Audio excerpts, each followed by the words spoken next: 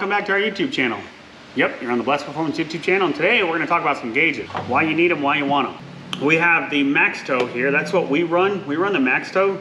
The reason being is you have this arm sweeping plus you have a digital readout.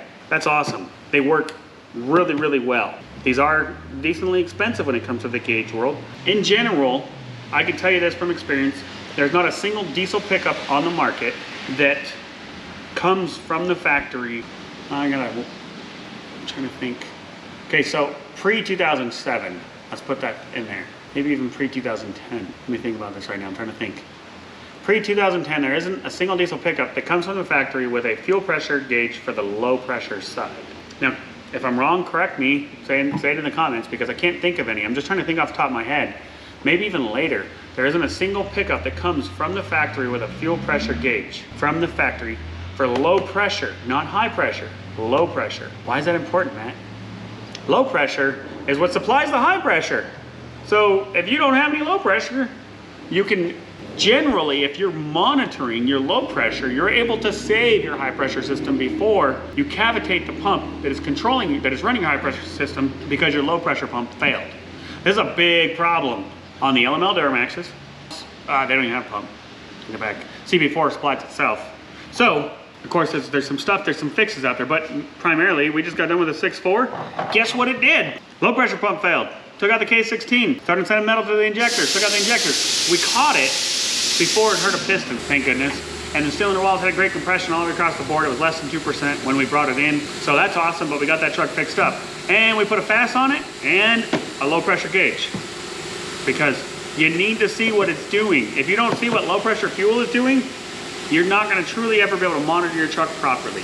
The GlowShift MaxTow, what's awesome about it is all of these are an electronic gauge. So they all have a sensor in them. There's more available. I just have the three.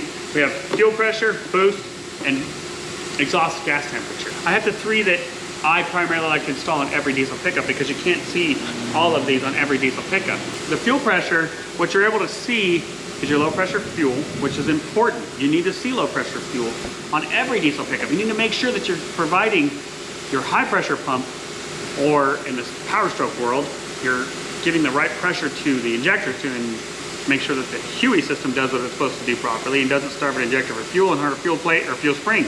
On a 24 valve Cummins 98.5 to 02, they are known for lots of VP44 problems because of the fuel pressure, the fuel pump failing.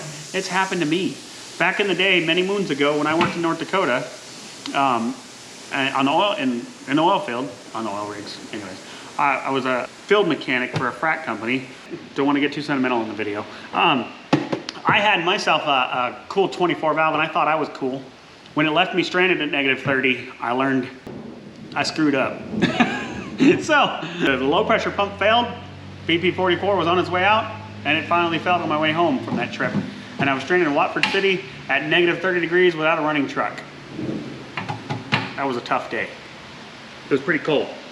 So if I would have had one of these guys, I would have known it. And I could have saved myself. I could have pulled over, shut the truck off at a gas station, walked inside where it was warm and called for help. Or I could have had a FAS on the truck to start. Probably should have done that. Hindsight's 20/20, they say. So anyways, I'm just here to talk about gauges and how they're important, why we like the GlowShift MaxTow gauge series. That's because it's got a sweeping arm, so you can see two different ways you can see. You can see the arm and you can see a digital readout. We generally stock the 2200 degree exhaust gas temp, the 100 PSI boost, and the 100 PSI of low pressure fuel.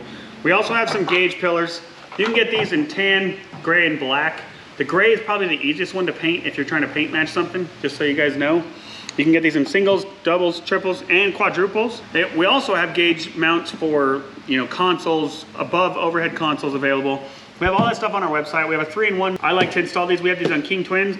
They're working flawlessly for over a year. We can see our fuel pressure and we can see our boost. I'm actually gonna add another one. I have an EGT probe for the edge that's in there, but I'm gonna install a second boost gauge so I can see S400 and the combined on King Twins, because you guys know it's a compound setup. When you're pricing out your gauges, in the boxes, you'll have your gauge, you'll have your harness. We have some add-ons to make it super easy for install, and probably do an install video on one sometime soon to show you guys. But you have your sensors. So we're gonna open this fuel one here.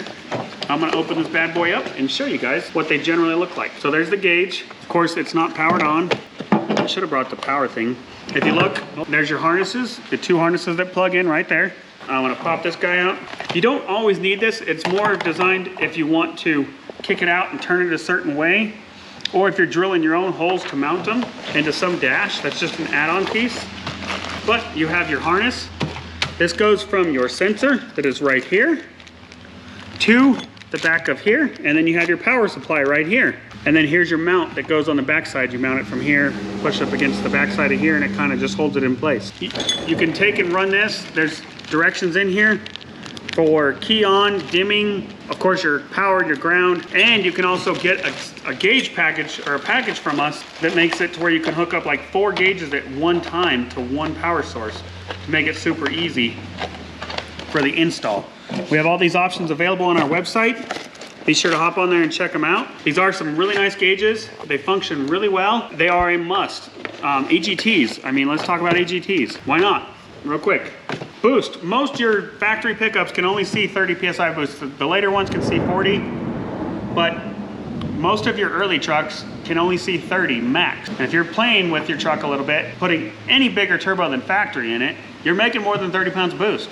Just is what it is. That's how it works. So you need a bigger gauge. There's a couple different options available for each truck out there. This is probably one of the easiest ones. Just plumb this bad boy in. We have some T-fittings you can buy and add to the kit, or you can drill and tap your own intake some way or the other to find a way to mount it. It's just a quick 1/8 inch NPT, drill, tap, boom, mount it. Same thing with the exhaust gas. I think in the later trucks, we have EGT gauges in all of them, yes. But in early trucks, we don't. There's no way to know what your EGTs are without an EGT gauge. You need to know that. You need to know what your exhaust gas temperatures are doing, because if you don't, you can hurt your truck really bad. Cracked pistons, melted valves, hurt the turbo, all that good stuff. What people don't realize, when I get called about exhaust gas temperatures, what should they be at? Man, that's a hard number. I'm gonna tell you right now, that's a hard number to give you. And here's why. It's not so much about the actual temperature as it is about the time in that temperature zone. Think about these trucks, these race trucks that go down the track. Quarter-mile track, quarter-mile, wide open throttle the entire time while building boost off the line. Most of them are running 1800 degrees, some of them 2000. The entire way down that quarter-mile track. And they don't hurt the turbo, they don't hurt the pistons, they don't hurt the valves. It's the amount of time. Now, if they did that 2000 for a mile, guarantee they're hurting something, guaranteed. When towing, I like to stay at 1200 or under when towing heavily up a mountain, something like that. I like to keep it 12, maybe 13 if I know my truck can handle it, if I've got the proper modifications for airflow. I'm usually gonna be okay. I'm moving air, I've got boost. I know my coolant and my oil temps are staying where they're supposed to be, and I'm climbing that hill and I see 1300. That doesn't really bother me for a mile or two. It also depends on, like I said, that time. Time is just as important as the actual temperature. When you're driving your diesel pickup and you see EGTs hit 1600 degrees because you're flat-footed to get on the highway, guess what? That's gonna do that. Unless you have a truck that limits itself fueling based on EGTs, which you don't have if you have anything pre-2010, really? Pretty much anything pre-2010? They don't, well, maybe no, 2007, really. 2007 and a half, really. Thinking about it on top of my head. Anything pre-2007 and a half, they don't limit EGTs, they don't limit fueling based on EGTs, because they don't have an EGT gauge in them. EGT gauges didn't come out until there was DPFs. And in those trucks, you can see your EGTs, and they use that to limit your fueling. Give us a call, let's talk about EGTs. 1200, 1300 when towing is where I like to stay under. Man, it's coming down crazy out there. That's a heck of a rainstorm. I was gonna go mow. I don't think I'm mowing anymore today. We really appreciate the support, guys. Give us a call, 1-800-577-2698. Chat with you anytime. Be sure to click like, subscribe, follow, check out all of our other social medias. We post videos on them daily, and you can always see what we're doing. And we really appreciate you guys. Have a blessed day.